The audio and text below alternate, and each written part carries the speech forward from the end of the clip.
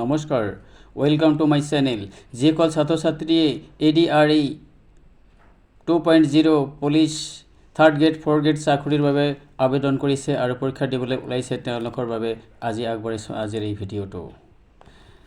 যিসকল আগতে পৰীক্ষা দিছে তেওঁলোকৰ অলপ হ'লেও অভিজ্ঞতা আছে, কিন্তু যিসকলে এইবাৰ 25 ছেপ্টেম্বৰ 2024 তাৰিখে প্ৰথমবাৰৰ বাবে পৰীক্ষা দিব তেওঁলোকৰ পৰীক্ষাৰ বহাৰ আগতে পৰীক্ষাটো কেনেদৰে দিব লাগিব, OMR চিটখন কেনেদৰে ফিল আপ কৰিব, তেওঁলোকৰ সহায়ৰ বাবে আজিৰ ভিডিঅ'টো প্ৰস্তুত কৰিছোঁ। মই কেইবাবাৰ পৰীক্ষা দি টেট কোৱালিফাইড হৈছোঁ আৰু মই মোৰ অভিজ্ঞতাৰ পৰা যিখিনি শিকিছোঁ আজি মই তোমালোকৰ আগত শ্বেয়াৰ কৰিব বিচাৰিছোঁ। তোমালোকে যদি মোৰ এই সহায় বিচৰা তেনেহ'লে মোৰ এই চেনেলটো ছাবস্ক্ৰাইব কৰিব। আজিকালি হ'ল MCQৰ যুগ। প্ৰায় সকলোবিলাক চাকৰিৰ বাবে আজি MCQত পৰীক্ষা দিব লাগে। পৰীক্ষাত বহাৰ পিছত এখন OMR চিট অৰ্থাৎ এনচাৰ চিট আৰু এখন বুকলেট অৰ্থাৎ কুৱেশ্যন পেপাৰ দিয়ে। এই দুখন পেপাৰতে তোমালোকে ফিল আপ কৰিব লাগিব। আটাইতকৈ গুৰুত্বপূৰ্ণ ফিল আপ কৰিব লাগে এই এনচাৰ চিট অৰ্থাৎ OMR চিটখনত তোমালোকে ভালদৰে ফিল আপ কৰিব লাগিব। নহ'লে তোমালোকে এই OMR চিটখন যদি ভুল কৰি ফিল আপ কৰে তেনেহ'লে তোমালোকে ডিছকুৱালিফাইড অৰ্থাৎ ফেইল কৰিব। কেনেদৰে এই এনচাৰ চিট অৰ্থাৎ OMRখন ফিল আপ কৰিব এইবোৰ মই আজি তোমালোকৰ আগত দেখুৱাবলৈ বিচাৰিছোঁ। এই ৰোল নম্বৰটো লিখোঁতে অতি সাৱধানেৰে লিখিব।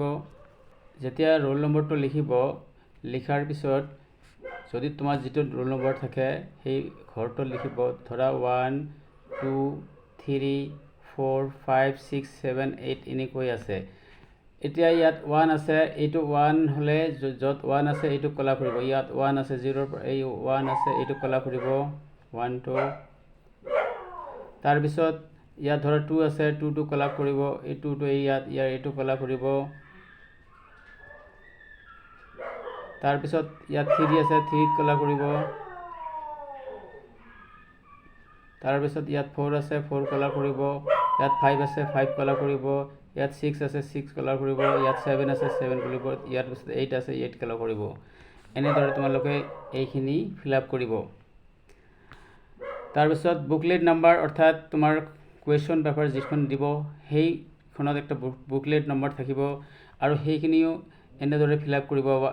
যি থাকে বুকলেটত সেইখিনি চাই লিখিব। আৰু এইখনো ধৰা ইয়াত 7 আছে, প্ৰথমটোত 7ত কলা কৰিব। তাৰপিছত ইয়াত 5 আছে, 5 কলা কৰিব। এনেদৰে কলা কৰিব। মেইন এনচাৰ চিটখন হ'ল ইয়াত। ধৰা তোমালোকে প্ৰশ্ন পাইছা, বুকলেট পাইছা, কুৱেশ্যন পেপাৰখন এইটো নাম্বাৰ 1 যিটো প্ৰশ্ন আছে সেইটো ধৰা C নম্বৰটো কাৰেক্ট এনচাৰ হয়। গতিকে ইয়াত C নম্বৰ য'ত আছে এই C নম্বৰটো এইটো কলা কৰিব। তাৰপিছত ধৰা D আছে, 2 নম্বৰ হাতৰ D আছে, তাৰ D কলা কৰিব।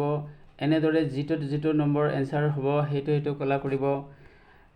এইখিনি কলা কৰোঁতে বৰ সাৱধানতে কলা কৰিব, কাৰণ যদি এটা কলা কৰোঁতে বাহিৰত যায় এই ডাগৰ এই গোল এই ঘূৰণীয়াখিনিৰ পৰা যদি বাহিৰত যায় তেনেহ'লে সেইটো ৰং হ'ব আৰু এইটো নম্বৰ নাপাব।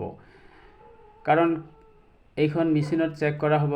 গতিকে তোমালোকে সাৱধানতাৰে এইখিনি ফিল আপ কৰিব। নিশ্চয় তোমালোকে ভালদৰে বুজিব পাইছে। যদি এই ভিডিঅ'টোৰ দ্বাৰা উপকৃত হয় তেনেহ'লে মোৰ এই চেনেলটো ছাবস্ক্ৰাইব কৰিব। ধন্যবাদ।